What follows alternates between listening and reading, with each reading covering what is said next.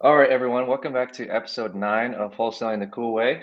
This is a podcast where myself, Jasper Cool, and my dad, Mark Cool, share tips and tricks and some challenges and wins that we've experienced in our wholesaling business, typically over the past week, but also over the time that we've been doing this. So if you guys are getting any value, feel free to drop a like. And if you have any questions or anything you want us to touch on in future episodes, then just drop us a comment below and we'll make sure to address those.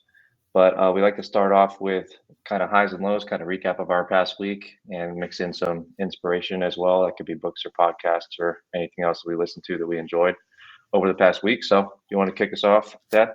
Yeah, sure. Um, well, I guess personal highs. It was 100 degrees. I'm in Chicago, so we had 2 days where it was 100 degrees here. It was insane, just like hot wind blowing through from the west and just blazing hot. So Ann and I got to go over to the lake one of those evenings, and we just rode our bikes over, and it was one of those things where the water feels so amazing. Just we go to this ledge on the lake where you can jump off a ledge like 4 feet above the lake. The lake's 10 or 15 feet deep, and so just rode over there. We brought a picnic, plunged in the lake, sat out and had a picnic, plunged in again because it was so hot. It was beautiful. And this crazy thing happened. I don't know if it's because of the heat or what, but the lake where we go is next to a nature preserve, like a bird sanctuary.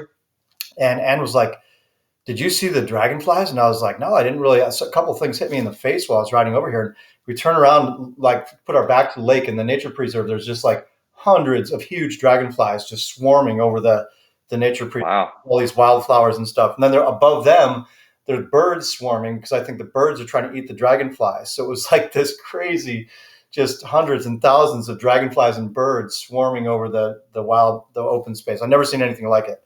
Just amazing. Wow. I tried to take a video. I'll share it with you, but I don't know how good it came out. Can't really capture it, but it was wild.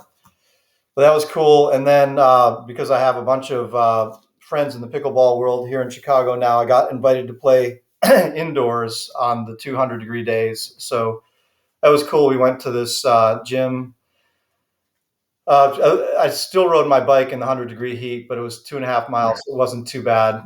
The wind was pretty brutal, but then I got there and it was air conditioned gym with like the hard courts. It's like indoor outdoor, right? It's not a gym floor like we played at with a basketball gym. It's like a you know Hmm. tennis court surface, but enclosed with air conditioning. So that was Right. cool. I got to play with some people there on the super hot days. And then like 2 days after it went 100 for 2 days, the next day it was like 80 again. So dropped like 20 degrees. But I played outside with some guys the next day and drilled, and that was really fun. So yeah, those are my highs. We're in the process of moving out of this Chicago apartment, so it's been kind of crazy here just with movers yesterday and just getting everything ready to go, like taking stuff to thrift stores, putting stuff on eBay, having friends come over and pick up stuff that they want. Like Hmm. it's been a process, but we're coming to the end of it. Heading back to North Carolina on Tuesday. So Sweet. yeah, that's my That's awesome. in a nutshell personal stuff. I guess if we're doing inspiration or learning, I didn't do a lot of that because I was distracted with moving a lot this week. I did. We do a lot of Alex Hormozy on this podcast because we both really like him, but I watched one of his videos and they're doing this. I didn't realize he's doing like with the Hormozis or something like that now. It's like a little Hmm. show. But I watched an episode where they flew down to interview Dave Ramsey. And did you watch that one? Yeah.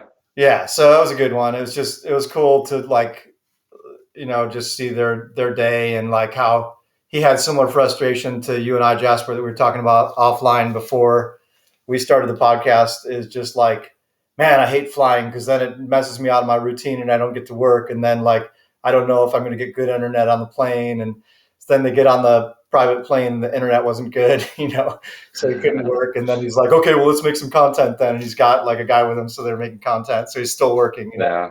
So that's kind of like the way I'm wired, and I think you're wired too. Is like we always want to be like doing something to further our business. So that was Yeah. fun to see, and it was cool to see like Layla Hermosi was like Yeah, we fly private mainly just because it's faster and more efficient. And we don't like spend the money on the most expensive plane. We just, we don't. It doesn't make any sense to me to spend like 4 times as much on a plane with a bunch of bells and whistles. We're just trying to get there. So, Yeah. but they have all the money in the world and they could, but they just choose to like, be budget conscious and like, we don't need the bells and whistles. We just need, a private plane to get us to where we're going in an efficient way and hopefully internet that works. Yeah.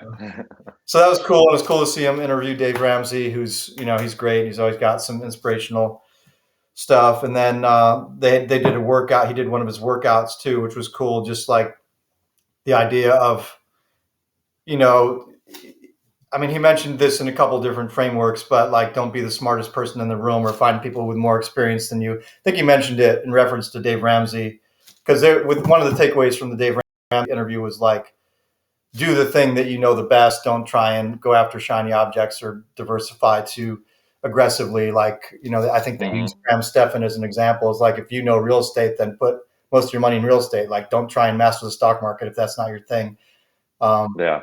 but then the other piece was like when he was going to the gym. I think he said this in another context around business too. But it's like, if you can ever work out with somebody stronger than you, then do that, because it's pretty humbling to like work out with somebody who is warming up with your 1 rep max, Yeah. weights or stuff like that. And, just like to notice that there's always room for improvement. And I also was inspired by his workout attitude because I'm always trying to figure out my workouts. And he was like, yeah, I just hit every muscle group every day and like do less with one muscle group some days and more with other days. But I don't like to have to try Hmm. and remember like which day is leg day or which day is arm day or I just Yeah.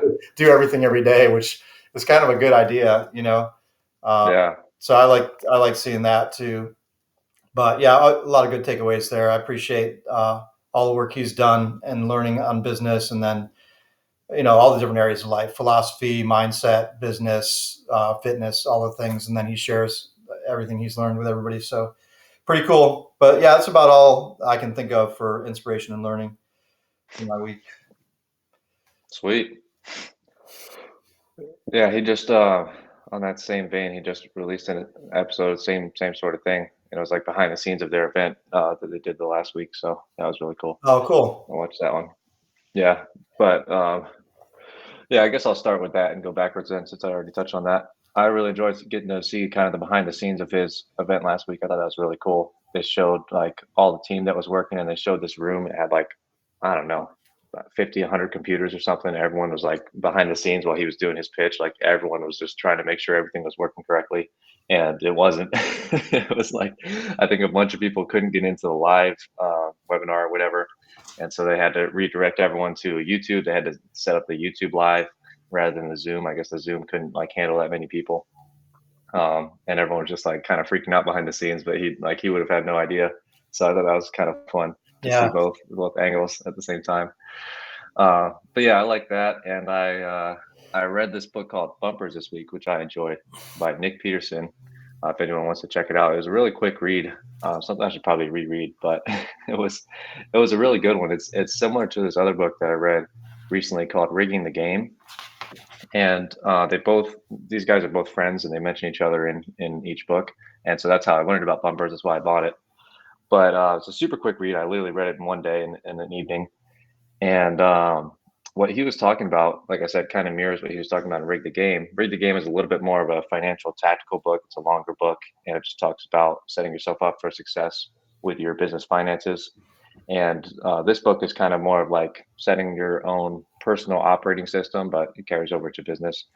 But one of the things, kind of his overarching concept, is raising your floor and also raising your ceiling, but raising your floor. And what he means by that is, like, a lot of people, they'll set a revenue goal, like a monthly revenue goal, and then let's say they hit that goal, but let's say your monthly revenue goal is $100,000, just for example, and you hit that goal, but during that month that you hit 100,000, your expenses are 80.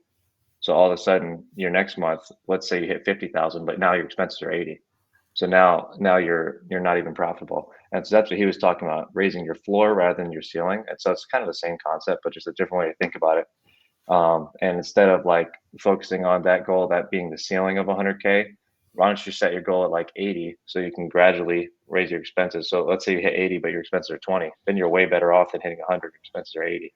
So he gave a lot of tactical examples on how to do that. But that was his thing. It's kind of like Alex Hormozy talks about this as well, but he was talking about in the book, this guy, Nick Peterson, whenever you're starting something, don't start something that you can't do forever. That's his rule for himself, at least. Like, don't start something that you can't do forever, whether it's a diet, whether it's a workout plan, whether it's a business. Like, if you can't keep at the pace that you're starting at forever, then don't even start it. Because he used weight loss as an example, because a lot of people struggle with weight loss and stuff. And he said it's because they do this crash diet or this crash exercise program where it's like Yeah. they're either dieting super hard or they're exercising super hard out of nowhere. And then once they lose the weight, they put it right back on because it wasn't sustainable. So he Yeah. said it's way better to just make these small tweaks in your weight loss journey, fitness journey, business journey, whatever, something that you can sustain forever, because that's going to make the difference in your life, not doing a 90-day sprint and then putting the weight back on. It's like, what can I do to change my habits every single day? So that was a good reminder for me, definitely. And I enjoyed that book. And I've been reading a bunch of books kind of at once, but I finished The Big Leap. That was one I was reading. Oh, you reread it? Yeah, I reread that, and I was kind of at the tail end of it, but I finished it this week. So Man, I'd that probably was do to good. reread that too. That's like an annual reread, right? Yeah, definitely. Definitely, for anybody listening, that's a great book. His name is Gay Hendricks, and the book is called The Big Leap. But he talks about kind of a similar thing, just breaking through your mental ceilings in all avenues of life, whether relationships, finance, fitness, whatever. So that was a really good reread for me, a really good reminder. Um, but yeah, I think just those two this week. Still That's listen great to that you're 10x. reading books. I've been slack on my book reading this last week or two.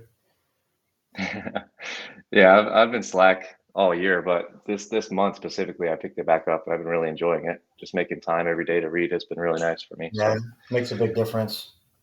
yeah, and that's one of the things in the end of his book, the Big Leap. He talks about the concept of Einstein time. That's what he calls it, and it was a really good reminder because I've read that book probably 4 or 5 times now. But he just talks about that you are where time comes from, and so anytime someone says I don't have time, or I'll do that later, whatever, it's pretty much just I don't have time. He's just like, that's just not true, because you are where time comes from. And so it's like, even I noticed myself when I was sitting down and reading the book, I was like, man, I need to be doing this, I need to be doing this, I need to be doing this, and then literally the next chapter is like Yeah,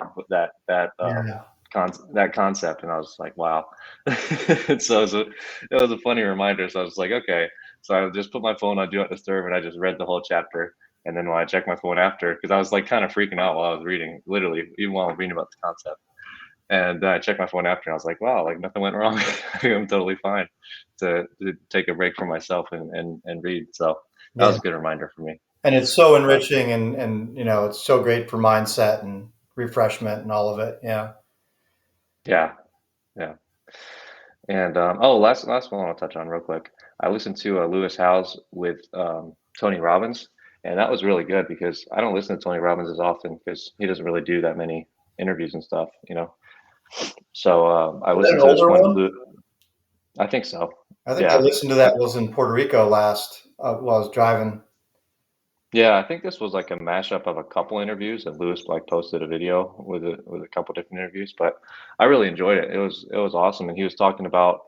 I think it definitely was an old one because he was talking about this book he was working on, but it's already out now. It's called Life Force, and it was his book that he was writing on fitness, and it's kind of like the book that you bought me on finance that I read that Tony Robbins made. Now Hmm. he's doing like the same thing on health and fitness, where he's interviewing all the top experts, and he put a book together on it. So a lot of cool takeaways from that. But he also mentioned this other book called Generations, and I think The Fourth Turning. Those two books that he mentioned, which are about American history and just human history in general, I and how remember that. history. Yeah. Yeah, history. I think Tony Robbins said a good quote where he said, "History doesn't repeat itself, but it rhymes." So I thought that Yeah. was a fun quote. Yeah. Um, but either way, I literally ordered both those books. So I'm gonna check those out. Generation is like really big. Fourth Turning is less, and he recommended reading the other one, the Fourth Turning, because it's more of a condensed version of that Generations book. But I'm excited to check those out. So uh, yeah, but we can move on. I enjoyed that video with Lou's house. Yeah, that was a good one.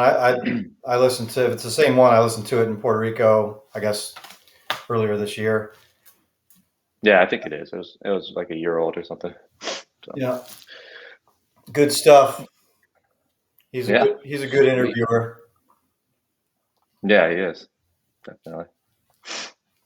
Oh, and I found out they're unveiling a Kobe statue next year. So that was pretty cool. Nice. Out front of Staples Center. Yeah, You that was should. pretty Yeah, cool. that's awesome. Yeah. So yeah, with that we can go into business check-in. You want to kick us off? Sure. Just I watched on basketball. Ann and I needed a break last night, and we watched the new White Men Can't Jump. Have you seen that? Oh no, I haven't seen it. They did a remake. It's on That's fun. it's on Hulu, I think. Yeah, it's on Hulu. But yeah, it's pretty good. They did a good job with it, and it was fun. The basketball scenes, everything's set in L.A., so there's Venice Beach and all this stuff. But there's a scene in the Forum too, in the Lakers Stadium. I guess it's Oh, that's cool. Staples now. It used to be called the Forum. But yeah, That's it's fun. good. It's worth watching for sure. Fun, especially if you're a basketball fan. Yeah. And there's some NBA guys who do some cameos in there too. Nice. Yeah. Yeah. So we're doing a business check-in next. Let's do it. All right. I'll start off with victories. One of the things I noticed this week, I actually wrote this down midweek because I know sometimes we're like trying to get ready for this podcast and we try and remember our week on Sunday, and it's like, oh, that was so Yeah. long ago. Yeah. But one of the things I noticed, this is kind of a general thing. I don't know if I have specifics, but what I noticed is that a lot of things happened without me this week in my business. And that felt a little bit scary, but also really good. That I've been working on, we talk about who, not how, and delegating stuff. And it's the who, Hmm. not how am I going to get this done. And I've been working on that, ever since I read that book, I guess almost 2 years. I don't know, 2020. I don't know when it was, Yeah, it's been a while. 2 years ago. But I've been Yeah. implementing it in my business and hiring people, adding team members, delegating stuff, finding. But you know, like I've been very involved in all the departments of my business, but like this week we have a JV deal that is fully in process, working with a guy who reached out to our disposition department, and they just handled the whole thing. They didn't, I mean, I think I might have answered one brief question on Slack about it, but the dispositions department just onboarded the property, took care of it. It's all in process. So that was cool. Sweet. Yeah, transaction coordination. My team member who handles that. Like I'm less and less and less involved in that. I mostly like once a day glance at the emails from the attorney and see if there's anything I need to respond to, but mostly I don't because she's got it all handled. So Hmm. and it's like I know this stuff has been happening gradually, but this week it just sort of hit me. And business check-in, we got 3 contracts this week. I was very hands off on those contracts. I don't even know where the properties are or who the sellers are, you know, and that's That's great, awesome.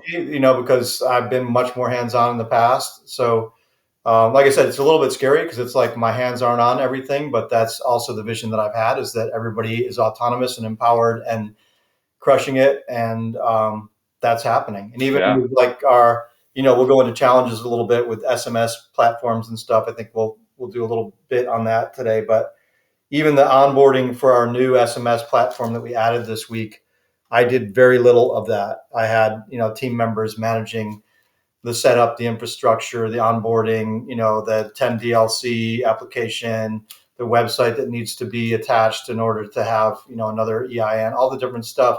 You know, I Hmm. really didn't do much. Those guys just managed it and took it, crushed it. So, and that frees me up to be able to do the things that, I should be doing as the visionary leader, which is, figuring out how we're going to grow, maximizing our effectiveness in various areas, continuing to hold the vision and crunch the numbers and, make it all work. So anyway, that's a victory. It is a Yeah, victory. that's awesome. Yeah, thanks. It is a victory that we set up a new texting platform.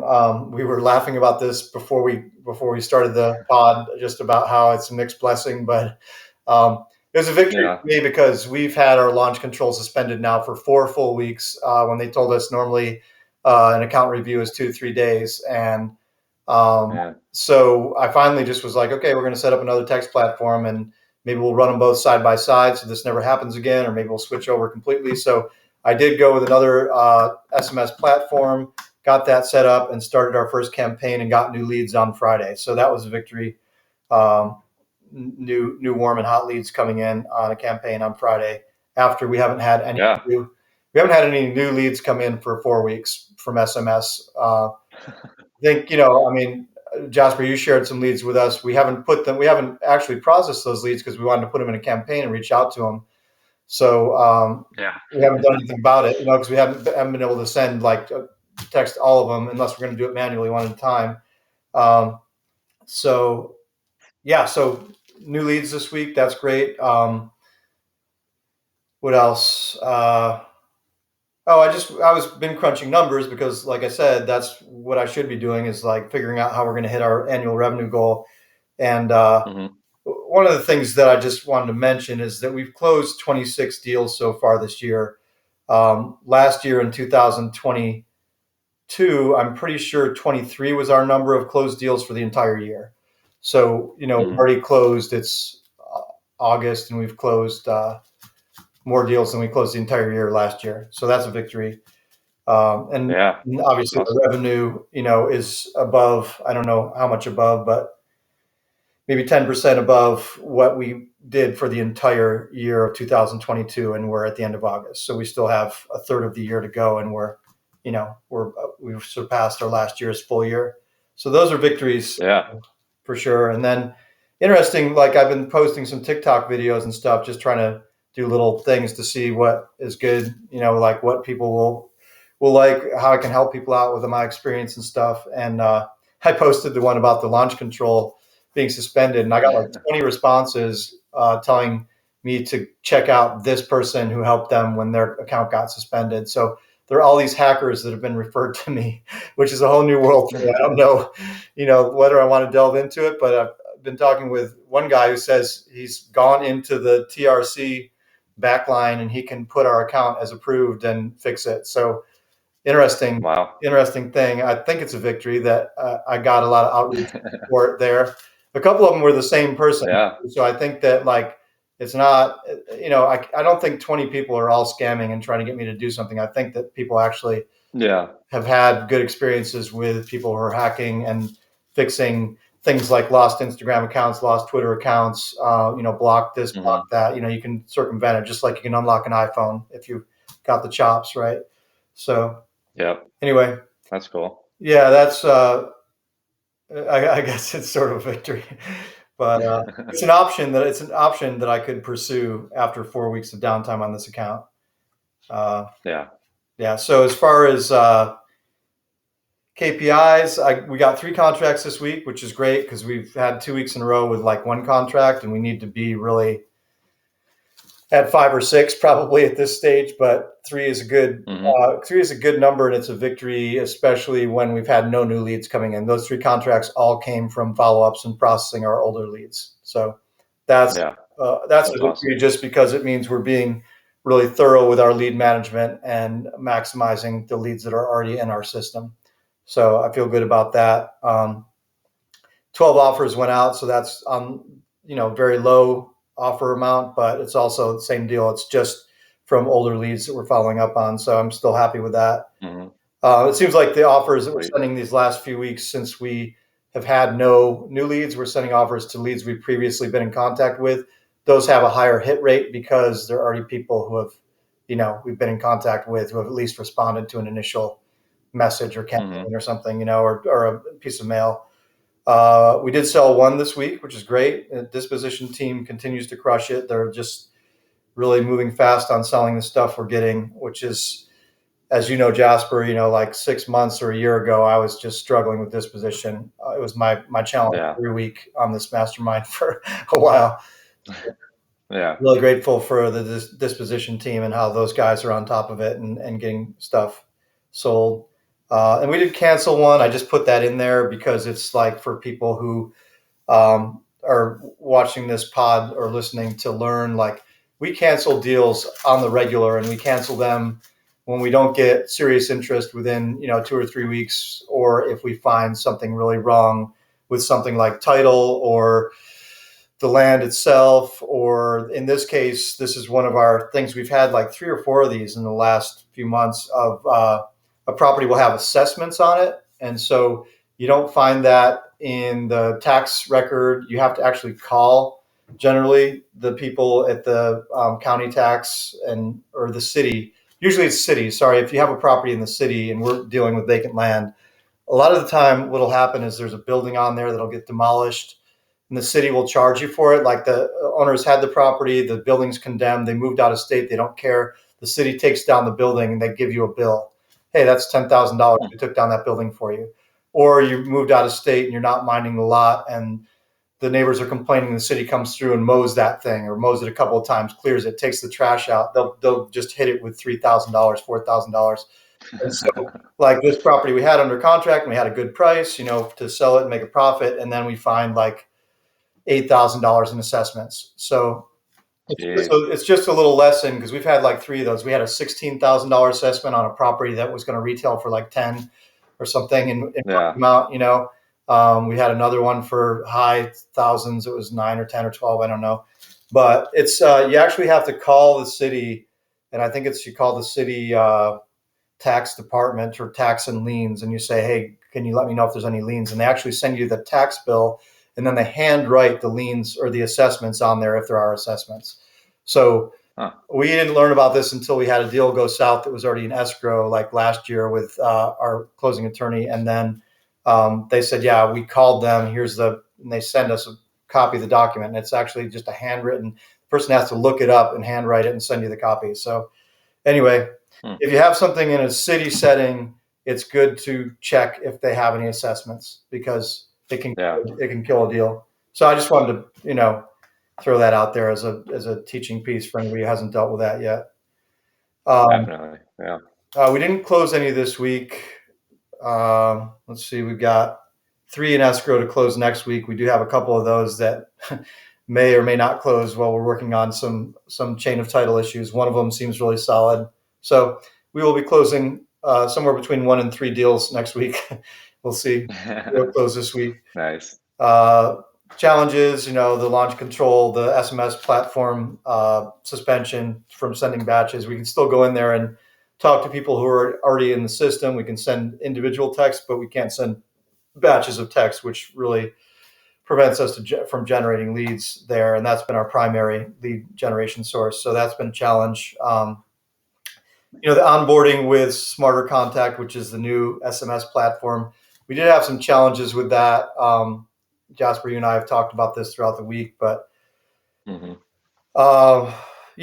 for a few days for a phone number to get approved so you could actually text was one challenge. And then we made a choice to get a different EIN, which means we had to start the process over again. So then they were helpful and they got us a toll-free number and they said you can use this without approving a new number. And then, like you said, the pricing stuff is not clear and they make you commit to a quarter, to 3 months. They don't just let you do month to month.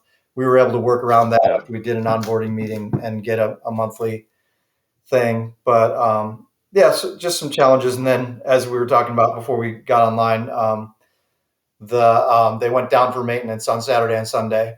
The Smarter Contact. After we just started our first campaign on Friday and started getting leads for the first time in 4 weeks, then all of a sudden we couldn't process any leads on Saturday, which we normally work on Saturdays with text. So that was a challenge. Yeah. And then I mentioned the launch control thing and the potentially using a hacker to help get that back online. I'm still a little bit skeptical about that, but I want to be open-minded about it and maybe ask for a little more information from some of these people who have referred people to me. See what their experience was, if they're willing to share about it. Or if you're listening to this and you've had experience, reach out. I'd love to hear if anybody's used a hacker to recover accounts. And then I mentioned this before we started the pod too, just like downtime with moving a whole 3-bedroom apartment from here to North Carolina, from Chicago to North Carolina. It means it's knocked me out of my routines some, and just being in a routine and having consistency is really important to me with growing the business. And it's just my sweet spot. I like to be in a routine of a regular work schedule and knowing my most Yeah. productive times are going to be spent, in my zone of, work. And it hasn't always been the case for the last week or so. Hmm. That's been a challenge for me, but in another week, I'll be back to having a regular setup and being able to be as productive as I can be.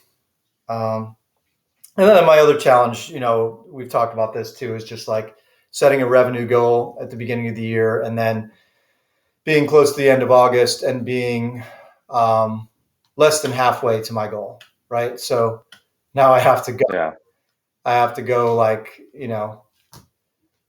60% of my goal roughly has to happen in 3 months, or September, October, 4 months. So that means Yeah. that if I want to do that, which I really want to do, and I don't want to give up on it just because it's 8 months in and I'm behind schedule, that means I have to get more efficient, more effective, and ramp up volume or some combination thereof, right? So it's like ramping up the volume, but not so much that we start to lose leads between the cracks, like happened before.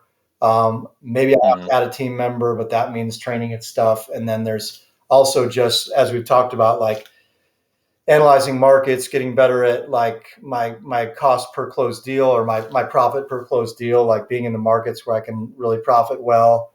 Um, being Hmm. being as effective as we can be with lead management. I feel like we've been much less effective than we could have been in the past, period of time on our lead management. So just managing the leads we have and then increasing our profit per deal, um, is our two ways we can do this without rapidly or dramatically ramping up volume. I think there's some ramping up volume, but I think there's also some efficiency and effectiveness that need to be looked at. So that's kind of where I'm working on right now, because it is a mindset shift too. Like we need to be having bigger months than we've ever had for the next 3 or 4 months in order to hit our goal. And that's a mindset Hmm. shift for me and for the whole team. And it's also a shift in processes and protocols too. So that's a big Yeah. challenge for me right now. I don't want to. I'm feeling the pain already, of like what it's felt like the past 2 years to be in November and December and just feel like I'm never going to hit this goal. So I'm really grateful to be feeling the pain in August, because I feel like I still have time to do something about it. uh, and it's still painful. So it's okay. I'm happy to have the pain, because that'll be a motivator for me to see if I can figure this out. It's a good challenge to have. So Yeah. yeah, I think that's it for me for business check-in. Awesome. Oh, well, yeah. I don't. I don't have anything for you on the launch control thing, but but it might be worth trying the hackers. It can't really get worse, right? I don't know. I don't know. Maybe it I mean, could. I don't know. I don't know. I guess there's always a risk that they could like try to steal your leads or your data or whatever. Yeah, But I don't know. or they I could don't get know. us banned forever with the TRC. Hey, Yeah. we caught you screwing around with the back end on your account. Now you're never going to text that ever again. You know. Yeah. I think it's kind of 50-50, but I would say, um, in light of both of our experience with Smarter Contact, maybe sign up for another launch control with a new EIN rather than Smarter Contact, because Smarter Contact's not the best so far, it seems. But I don't know. I think you could sign up for a new launch control with a new EIN, and then you could get off to the running or off to the races pretty quick. So Yeah, maybe. maybe that could be an option. Yeah, it's a good And I thought. think you just because I have two launch controls, and all you have to do when you sign up is just make sure you use a different email and different phone number than you did the first time, and obviously different EIN number. But Yeah, um, it seems that their setup is a bit quicker and easier than Smarter Contact, so yeah. that It's could be an just option that I've had this issue, and you said other investors who have had an issue with being suspended with them. So for sure. that's the Yeah, thing, and we should just throw that tip out there too. I mean, I did a TikTok on this, but also like 6 texts per minute maximum, and 50,000 texts per month maximum is kind of the threshold for staying under the radar and not getting flagged. And that is from Smarter Contact onboarding. Like they're more aware of that than Launch Control. And I think that's part of the yeah, issue I had with Launch Control, is that their team doesn't seem to be as aware of how to protect their pro clients like us from getting flagged. And that's why we have multiple investors that we've known or heard of getting flagged or suspended, because launch control is not going, hey, be careful, don't do more than 6 texts per minute. Hey, don't do more than 50K per month per account. Like they're just letting people run wild. And then like us, we were just like, okay, well, let's just crank it out. Let's just do as many as we can. And then we get, and then we end up going backwards. So that's one thing I will say for Smarter Contact is they have built into their system automation that will not allow you to text more than 6 per minute. And they actually are not selling any accounts that will allow you to text more than 50K per month. So that's to their credit, Yeah. that they are on top of that. But if you are using Launch Control or another platform, you should know about the 6 per minute and 50K per month, and get multiple EINs and do multiple accounts if you're going to do more than 50K text per month. And also one other pro tip for this is, one of my acquisitions, people got an automated clicker. So if you have a text platform that doesn't allow you to, that doesn't moderate it for you or regulate it for you, you can get a clicker. And I could ask my guy what he's using. I can't remember the name of it, but you can have in the settings how many seconds between texts you have. So you just put 10 seconds between texts, and then you can set it on auto click and it'll click, but it'll do it every 10 seconds and send your whole batch out, and you'll be protected there. So that's available. That's awesome. Yeah. That's a thing if you have launch control or another platform that doesn't automatically regulate it for you. Very cool. Yeah. And that's all I got on that.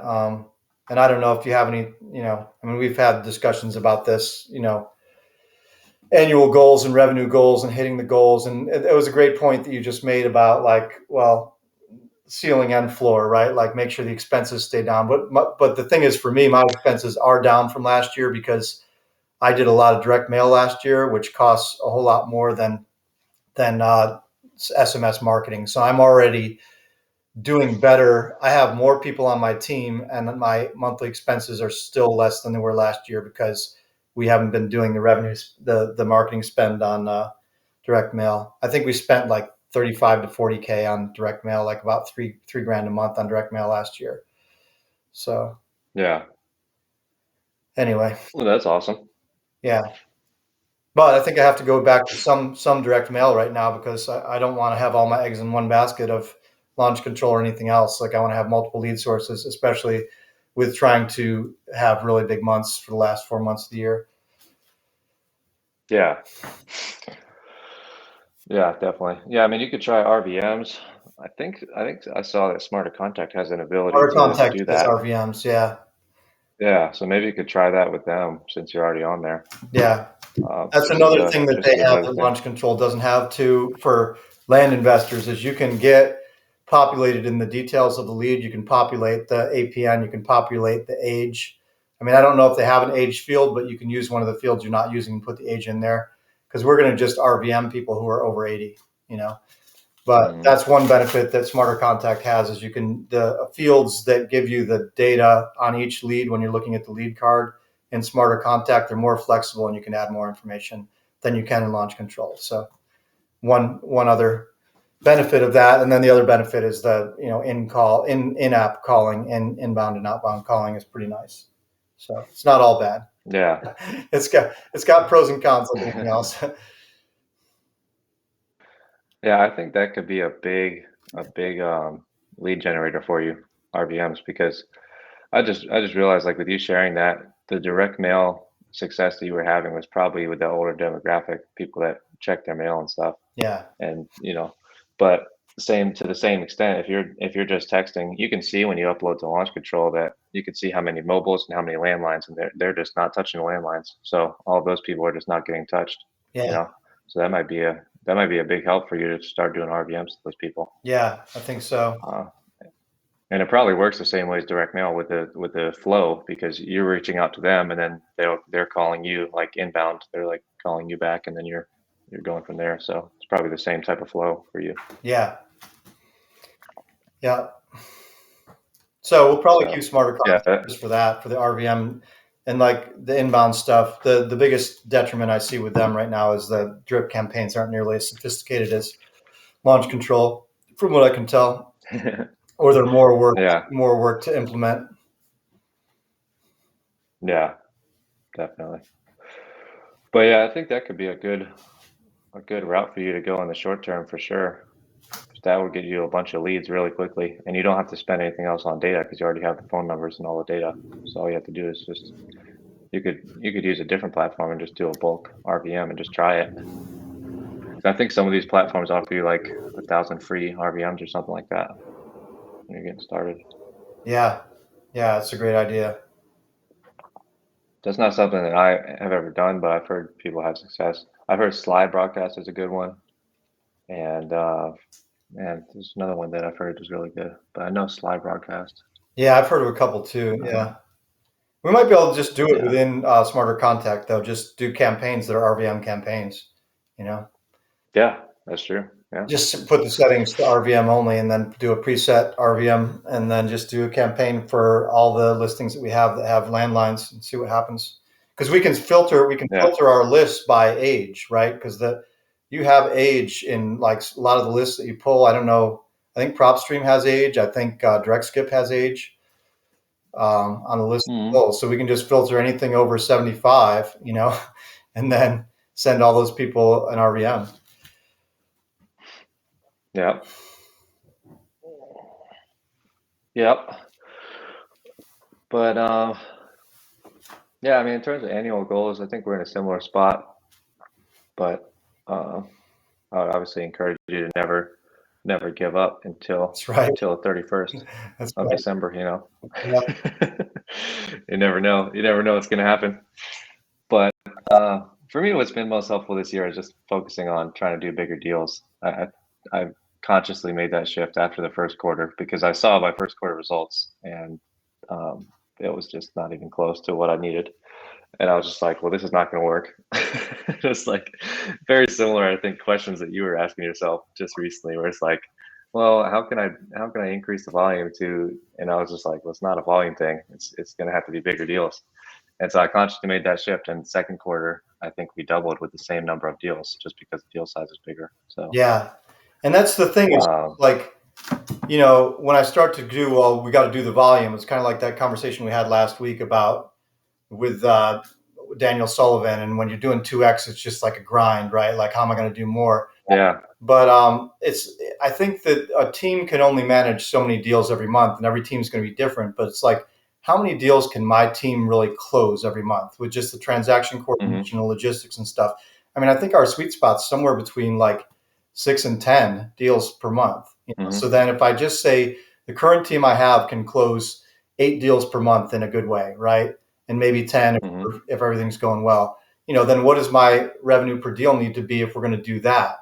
Right? Because we're hmm, in a rhythm that we can do that. So then what does my revenue per deal need to be to hit the revenue target, and then go for that rather than how do I ramp up? Because we're not going to close 20 deals in a month. I mean, I'm not going to say we're not going to, but it's just like jumping from probably our biggest month is 10 closed deals a month, right? Like the most deals hmm. closed. And then we've got a lot of 6 or 8 deal months. So yeah, we just need to thinking of it from a different angle. Yeah, yeah. I think that's a great question. And if you're going to set it as, 8 to 10 deals, that is the kind of cap for your current team, then yeah, you just work backwards from there. Yeah. So yeah. Yeah. Thanks for that. All right, let's switch over and do your business. We've talked about mine enough. Alrighty. But in the same token, Alex Hormozy says when you double your leads, you double your business. So Yeah. maybe it just comes down to more techs and more RVMs and stuff.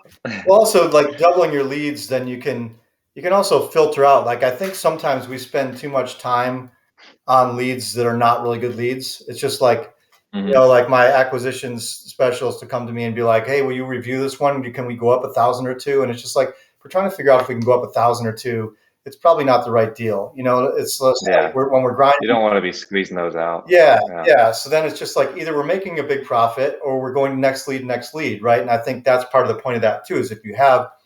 just generating more leads, you can be like, okay, well, if they're trying to grind us for 1,000 or 2, then just put them in a follow up sequence, and maybe next year they'll do the price that works for us. But let's move on to the next thing that Yep. actually wants to sell us at a price we can make money. You know, So there's the value of having more leads, of just like not treating each lead so preciously. Yep. I mean, That's a every lead great point, matters. actually. We want to have them in follow-up sequences, not lose them. But if somebody's not going to do a deal where we're going to make a profit, then we don't need to keep trying to spend time and energy on it. That's all. Yep. That's a great point. Yep. And that's one of the things that I was thinking about earlier this year when I started ramping up launch control, because I was like, I was in a similar place, I think, because I was thinking like, well, if I double my leads, then I'm gonna have to double my team. Like I need more acquisition, I need more all Right. this stuff. But That's then totally. I did double my leads, and I noticed that exactly what you just said. So thank you for sharing that, because that's that's valuable for both of us. But I noticed exactly what you said. We're getting a bunch of leads now all of a sudden, and instead of doing the hey, can we increase on this lead or this lead, it's just like hey, we're just going to put that lead in 3 or 6 month follow up sequence. Yeah. We're just going to focus on the leads that do want to do business today, and yeah. So that's a great point, because then you can just focus on the people who are actually motivated and ready to do business with you. Yeah. At a So price that works. yeah, Yeah. yeah, yeah. Yeah, and that's one thing that Brent Daniels always said when I used to, follow him really closely and go through his programs and stuff. He would say like once a month, you need to just look at it's harder as you grow and you have thousands of leads, but he would say once a month you need to just look at your pipeline, look at your leads, and just literally categorize all of them like into two buckets, literally just two buckets. Like he would simplify it and he would do like categorize all your leads into are they gonna do business with me in the next 30 days or are they not? And anyone who's not, just move them to the side and focus on only that bucket that's ready to do business in the next month. And he was like, that's how you close deals. That's how you stay focused on revenue generating stuff. So Yeah. That's a great point. it's it's definitely harder once you get to multiple thousands in your CRM, but it's still a good mindset to think about. Yeah, well, we have teams, so we have people who can do tasks like that and go through different statuses, and yeah, Yeah. yeah. So my takeaways are 2 times leads, 2 times revenue from Hormozy, and taking the cream of the crop and putting everybody else till later, right? And then also, Yeah. how many deals can my team really do every month? We talked about this too with exclusivity and like dealing with sellers and being like, hey, we only do 8 or 10 deals a month, so we'd love to work with you, but we've got 1 or 2 more we can do, and if you're not ready to go, then maybe we can talk another time. It's like make them sell themselves to you instead of you selling your services to them. Like we do Yeah. deals, we do Exactly. 8 or 10 deals a month. You can check our reviews, or we can give you references, but we you know if you're not ready to work with us now, then we'll talk to you later. Yeah. No, that's a powerful frame. And maybe even sharing with your team, this is something that I'm getting value from too. I'm going to share with my team after this, thinking about putting it in place. Cause like, let's think about that. Let's say both of our teams, let's just say 10 for easy math. Let's just say 10 is like kind of the cap for right now for handling deals per month. Then in that case, how many contracts fall out on average? Maybe 20%, maybe 30%. So let's just More say for me 12 with for easy land. math. Yeah, Yeah, let's just say if you need 10 closings, then you need minimum 12 just for easy math, because yeah, two of those are going to fall out. So then we could share with our teams at the beginning of every month, like, hey, look, when these sellers reach out to us or when we reach out to them, it's one of 12. We can only hand out 12 contracts per month, 12 signed contracts. And then they can get that in their mind. And then when they're talking to a seller and they're on their 10th contract for the month already, and it's not a great deal or whatever, it's like, hey, look, no problem. We can only handle two more contracts this month. So maybe we can revisit this down the line. yeah. So that might be that's something I've never tried, but it's I think it's powerful. Yeah, yeah, we've been dancing around the edges of doing something like that. So we just need to get like some language in place to start conveying that to people. Because I've been talking to the acquisitions people about, yeah, like make them sell to you. Like when people are like, "Oh, what are you going to do for me?" It's like, well, how great is this property really? Like, do have we're dealing with land, but you're dealing with houses. But it's just like, what are you not telling me about this property? Because there's almost always something the teller's not telling you. And I'm not saying I'm using those exact words, but I Yeah, just penetrate yeah. questions. It's like, have you had the perk test? Have you blah blah blah? Have you looked at this? Have you looked at that? What's the slope on that? What about this flood zone nearby? What about start getting the question in their mind of like, oh, maybe my property's not, maybe I should take this offer, and like stop trying to dick around because, Hmm. people like it's always like that shiny object when you want to get that contract, and then you get the contract and you're like, oh, great, this, that, and that. we always find out Right. as Yep. wholesalers, like, oh shit, we didn't see this coming, but the seller knew. The seller knew most of the time. They knew Yep. the stuff that we end up having to deal with after we get the contract. So I try and flesh that out early and sort of put them back on their heels of like, oh, maybe my property's not that great. Maybe I should try and sell it to them rather than us trying to sell Yeah. ourselves to the seller. So just a little mindset shift. Yeah. Definitely. Okay, let's do your business. We're going off on tangents. Let's do it. Productive tangents, right? Yeah, let's do it. Yeah. I mean, one more thing before we close this kind of idea is just for anyone who's kind of newer to investing who may be listening or watching. One of the things that I notice a lot when I have newer people reach out to me that are new to wholesaling or investing is that they'll reach out to me quite a bit with, leads that may be on market or off market or whatever. But it's kind of the same thing that we just talked about, where their seller has a certain asking price or whatever, and they'll always reach out to me and be like, "How close can I get to this price? Like, how close can I get this price?" And usually it's a ways off. Yeah, Is what I tell them. It's like yeah, you're really not even. $30,000 close to that price. Yeah, yeah, you're really not even close. And a lot of times I have a lot of, like I said, newer investors that reach out to me, and they ask me for like, how can I talk to them to get their price down, all this stuff. And what I would always tell them, which I try not to be rude in the way I say it, but just move this lead to the side and go get some more, because it's like this person is not going to do business with you at a price that's going to make sense for Yeah, for the wholesale deal. And I always tell people that, and I think, sometimes it can be discouraging to hear that, but when you're starting out, that really should be your focus. The more offers you make, the more chance you're going to get a deal. And the only way you make more offers is to get more leads. yeah. So just want to like wrap that up Don't for, get caught up on one lead and spend too much time with one person. yeah, Just let the yeah, numbers speak for definitely. themselves. Yeah, Yeah. And I know when I was starting in this business, I was doing this part time. I was working a day job, which was 8 to 10 hours per day that I was working sometimes in that day job. And so I had a limited amount of time. So if you're wasting 30 minutes, an hour per lead trying to make every single lead work, you're not ever going to get a deal. You really want to move on from those leads that aren't interested right away so that you can focus on people who are going to do business with you. So yeah, yeah, absolutely. just wanted to wrap that up. But yeah, let's switch over to mine. So I'll start with KPIs for this week. We only put out 41 offers, so that's low. That's low for us this week. We like to do at least 10 per day. 216 leads, closed one deal, sold. I put sold zero. I'll touch on that, but sold zero and got 4 contracts. So it was a great week in terms of contracts. We got 4, which is slightly above the weekly goal of 3. So I'm happy with that. That's awesome. And all of those are good deals that I'm excited about. Like you just said, sometimes we get a contract and we're super excited about it, and then it turns out to be kind of not as exciting. So I'm happy to when we get 4 contracts and they're all solid. So Yeah, that's definitely a victory. Um, and I guess I'll move into victories and then we'll go to challenges. So victories, like I said, 4 contracts was awesome. Closing one was awesome. The closing was delayed slightly, so that wasn't awesome, but it's always nice to close a deal.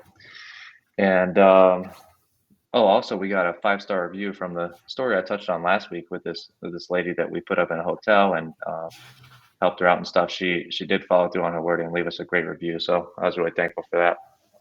I always appreciate when the seller tells you they're going to leave a review and they also do it. So it's always nice. yeah, that's great. Well, you did so Um, much for that woman too. That's awesome. yeah, yeah. So I really appreciate that. It really helps us grow when we have more great reviews on there. And actually, got 2 5-star reviews. One from a seller and then one from my buddy Eric. He's a notary, and he reached out to me and he asked me for a review, and I was like, hey, I'd be happy to, but could you also leave me one? So we kind of exchanged reviews, and so we each got 5-star review out of it. So A that's good way nice. to do it. Yeah, Yeah, and he did, I didn't ask him to lie or anything like he was a seller. He just left me a positive review. Like, it was obviously he's a notary, but that's fine. It's still a good review. So that was awesome. Um, and let's see. Other than that, um, I know I had a bigger one I wanted to share with you, but I guess I'll just move on to that. So I finally pulled the trigger and making some progress towards my TC department. So I posted another job posting for a transactions person about 2 weeks ago now, and I was going through those people. I was going to start setting up interviews this week, and I was just having a lot of resistance to it. And there's multiple ways you can look at that, but when who not how, he says when you're procrastinating something, it's because you don't need to do it. And so I listened to that voice in my head, and instead of trying to like push through and do all these interviews for my own transactions person, I just set up a call with this company that I've mentioned to you before and I've heard about a bunch, which is called Easy REI Closings, and they're kind of a third party company that handles your transactions for you. Mm-hmm. So I reached out to them. I set up a call with their dude, and he was a super nice guy. He really helped answer all my questions. I think I made him late for his next appointment, but I was really just trying to get all the questions that I had out. And all in all, I signed up for it the next day and have my onboarding on Monday. And I'm really excited to give these guys a shot. So that's a pretty big victory for me. It's like what you touched on earlier, where you had stuff going on behind the scenes and you were kind of like nervous about it, but excited at the same time. So that's how I'm feeling right now. Like I'm feeling really nervous to hand off my first file to these guys next week, but I'm also really excited about it. So we're gonna see how it goes. The the con to it is they're just a transactions company, so doing the like lockbox and pictures and stuff, that's still going to be on my plate, or I can hand it off to someone else. But everything in terms of transaction is going to be on their plate. So once I get signed contract, I send it to them. They handle everything with the seller, and then once I get the signed buyer contract, same thing. I send it to them. They handle everything with the buyer and everything with the attorney, and then I just get paid. So we will see how it goes, but I'm excited to try it out. And are they And he a flat also, fee per transaction, or are they a percentage? How do they do that? yeah, so it's a monthly subscription, and so he I feel like these guys definitely read Alex Hormozy, because his first book, where Alex Hormozy's first book is make someone an offer so good they feel stupid saying no. Yeah. So that's kind of what this dude did to me. And we've heard it before. I think I've heard this guy on podcasts. I don't know if you have, but where people charge a transaction fee. You and I have alluded to it in the past, but basically this dude just really sold me on that aspect of it, charging a transaction fee to my buyers going forward. So I already changed my assignment contract and added that in there for any deals going forward. But so I'll just hit you with the headline for my program and for anyone listening. So I signed up on their basic membership because I just want to try them out. And their basic membership is up to 5 contracts per month. So that's not buyer and seller. That's like 5 files essentially. So that's 5 closings per month that they'll handle for you. And I signed up for that one because like I'm about the same as you, anywhere from 6 to 8 right now on average per month. But like I said, I wanted to sign up with their cheapest option first, see if I like them, and then he said you can always upgrade later on. So that 1 to 5 deals per month thing is 16.25 per month. That's the monthly fee, and so it's not a flat fee per closing. It's just a monthly subscription service. So every month it just renews. But what he said is that he has one client that's literally charging $9.95 per transaction. I'm not comfortable doing that yet, but he said that the standard fee that they tell people to charge is $5.95. So that's what I added into my contract. That's what I'm going to try. And essentially, he broke it down for me. But $5.95 if I'm doing, let's just say 10 closings a month, that's $59.50 that I would make from that transaction fee. And if I'm doing 10 closings a month with these guys, I think it's like 3,500 or something. So I'd make about 2,400 bucks per month doing that. And so that's what he broke it down for me. And he was like, not only is our service free if you implement that, but you actually start making money from our service. And so it's a great offer. It's a great offer, but it does work. If I'm actually going to implement it, it does work. And so, obviously now that I paid them, I have more incentive to implement that. Yeah. and and try it. But I'm excited because, like I said, if I can, that's my goal by the end of the year, is to get up to like 10 deals a month. And so if I can do that and I pay these guys 3,500, then I make an extra 2,400 a month. So I think it's like 30,000 a year that I would just make just from implementing this small tweak. So I'm excited to try it out.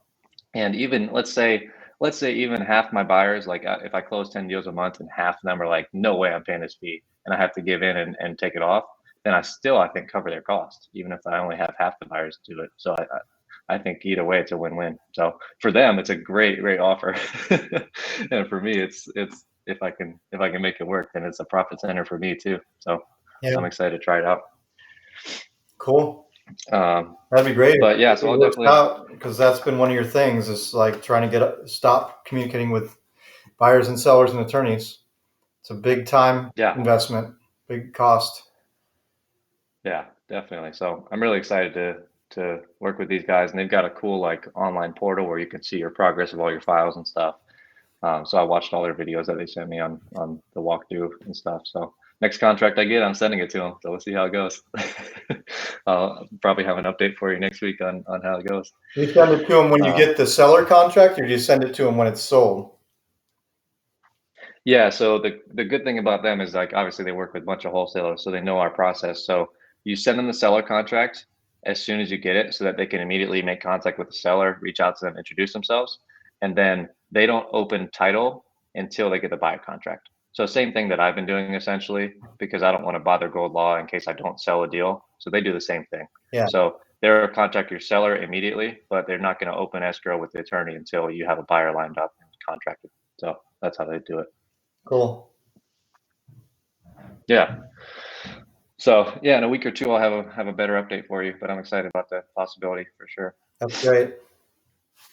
Uh, yeah, and another small victory. I booked a discovery call with this Podio developer. His name is Carson, and I'm going to talk to him next week on possibly building out Podio for myself, like my own sort of Podio Yeah, setup. And so I'm excited about that. He seems really knowledgeable. We were emailing back and forth already, and I'm excited to talk to him and probably pull the trigger on that and get my own Podio set up. Because like I said, I told you that I had this experience where my Podio was down for a day, but since then I still don't have admin functionality. I've reached out to them every single day and they haven't replied to me at all. So it's kind of a red flag. yeah. I So mean, if you have your own guy, you'll save money because you'll pay him a one-time fee to set it up for you. But then you'll have a consultant if anything yeah, goes wrong.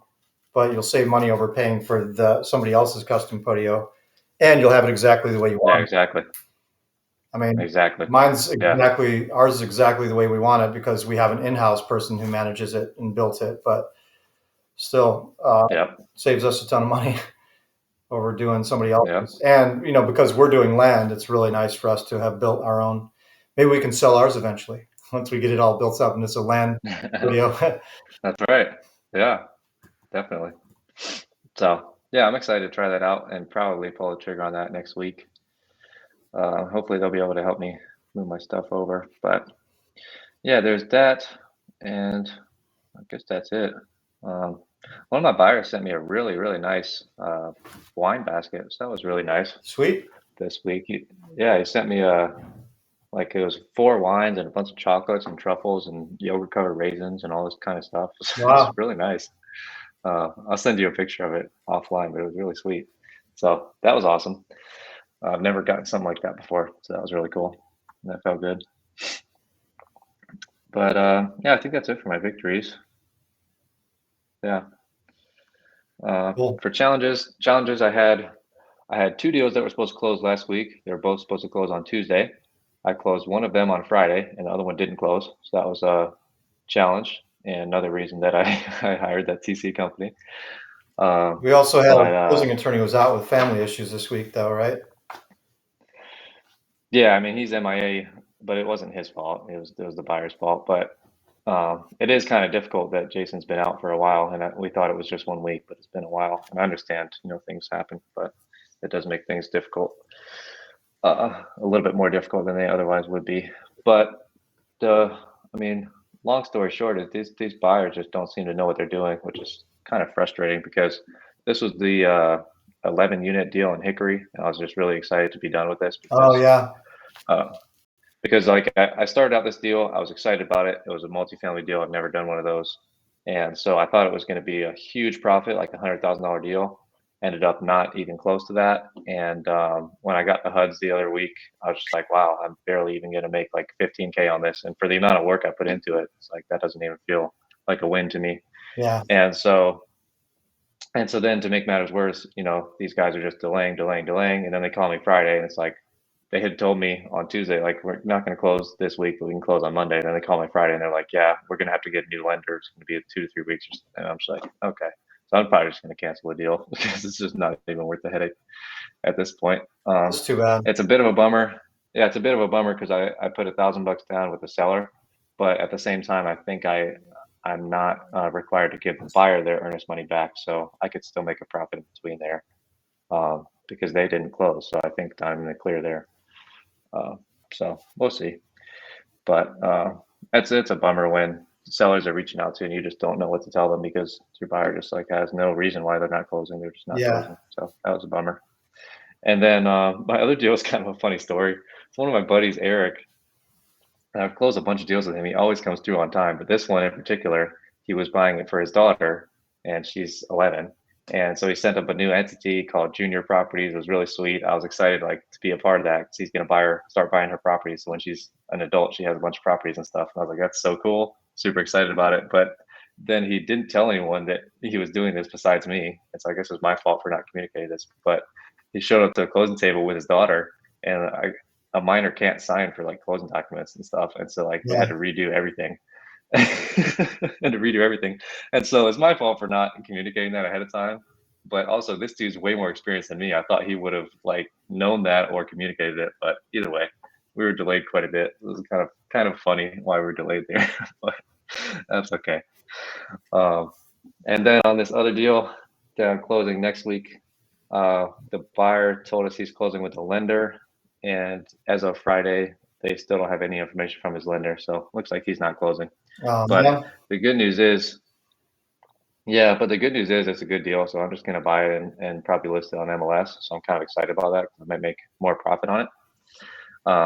But I prefer assignments to buying and listing on MLS because they're just easier. Well, but, it costs you a little bit more money sometimes when you buy it too. You got to close, but maybe make definitely more headache and more time and more money and stuff. But I don't think this dude's going to close, so that's a bit of a bummer. And then besides that, I had this awesome deal that we contracted on last week. I was super excited about, and so I sent it out. I got a bunch of interest, and then one of my buyers, again, that I've worked with a bunch of times, she was like, "We'll take it." I was like, "Sweet." So then I sold it to them. I made the mistake. So for anyone listening, don't ever accept an offer before having another offer, or I should say that better. Don't ever stop marketing your property until you have multiple offers on the property, even if you have a signed contract. I didn't do that this time because it was someone I worked with before and bit me in the butt. So she signed a contract. Then 2 days later, she was like, "Oh, never mind." I was like, "Cool." So I just wasted 3 days of my time being under contract with her, not marketing it. So now I have to remarket the property and resell it. Did she put down the EMD? So nope. So for anyone listening, again, I kind of bent from my typical rules because people I've worked with before and I thought they were good for it because I've never had issues with them before, but there's always a first time for everything. So in most cases, I put 24 hours as a deadline for EMD. For this time, I gave 48 hours, and conveniently, they canceled right before then, so they didn't put up any money. And so now I'm forced to resell it, and I could obviously like play hardball with them and like sue them and all this stuff, but I'm not going to do that. I'm just going to have to resell it. So that's kind of a bummer. But the teaching point there is, like I said, when you do get an offer, even if you sign a contract, make sure you have at least one backup offer. And if you don't, continue marketing the property. Obviously, you don't have to let your buyer know, but continue marketing the property to your other buyers to get at least one backup offer, because you never know if they're not going to deposit EMD, if they're going to fall out before closing, whatever. You want to be prepared. Yeah. And so in this case, I wasn't. So just want to share that with anybody. Great tip. Yeah. That happened with us on the one I shared with Jasper with the modular home that we closed down in Randolph County, where the buyer told us that they needed $15,000 after the septic inspection, of repair or count. Yeah. And then we got our own septic inspection for $400 and sold it to another buyer for a couple thousand more than the first buyer. But it's like exactly like you said, we had another buyer who was there waiting. So we didn't have to like worry about do this dance with this buyer who was trying to play games with us. Yeah, 100%. It gives you more leverage also. So, yeah. But I think that's about it for me. Don't know if I had anything else. I guess that's it. Cool. That was great. I feel like we got some great ideas out there. Helped each other a little bit, get some get some clarity on some things, and hopefully it helps anybody who's listening to improve their businesses or learn some tips and tricks. Um, but yeah, if that's all, Yeah. then we might as well wrap it up. We're at like over an hour and a half. Or All right. Well, yeah, but it was sorry to run packed longer full today, of but information and insights. yeah. Yep. Well, I guess we can sign off then. Do you want to close out with appreciation or anything? Sure. Yeah. I appreciate the beautiful weather here in Chicago. It looks like it's going to be 75 to 80 and sunny today here. So nice day, blue skies, and really appreciate doing this mastermind with you, Jasper, for the last 3 years. And I got a ton of value from today, just, from your feedback and from talking through some of these things. And so I appreciate that. As always, I appreciate all the books and podcasts and YouTube University that we have available to us.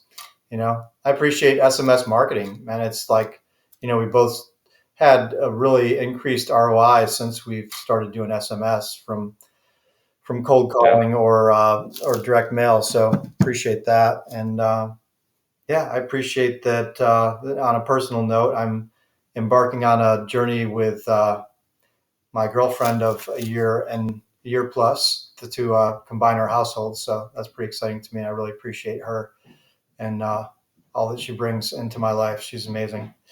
So that's what I got. Awesome.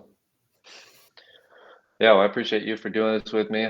Uh, Glad that you had the idea to turn this into a podcast too. I hope anyone listening is getting some value. And uh, if you are, feel free to drop a like. And if not, drop a comment. Let us know what you'd prefer us to touch on next time, or if you want to change the format or anything. So I appreciate anyone who's listening or watching until the end. And I appreciate my team for all that they do for me. I'm really grateful for everyone on my team and how my team has grown this year. And like you said, kind of thankful to not smarter contact launch control and SMS marketing as a whole for helping me grow my team and grow my business this year. It's been a big help for me. And yeah, I'm really grateful for the weather here too. It's been cooling off, less than 100 now, so that's nice. And yeah, I'm in with that. Awesome. Well, thanks for a great session. That was awesome. And Oh yeah. everyone who's listening, we'll see you all next time. Thanks for listening.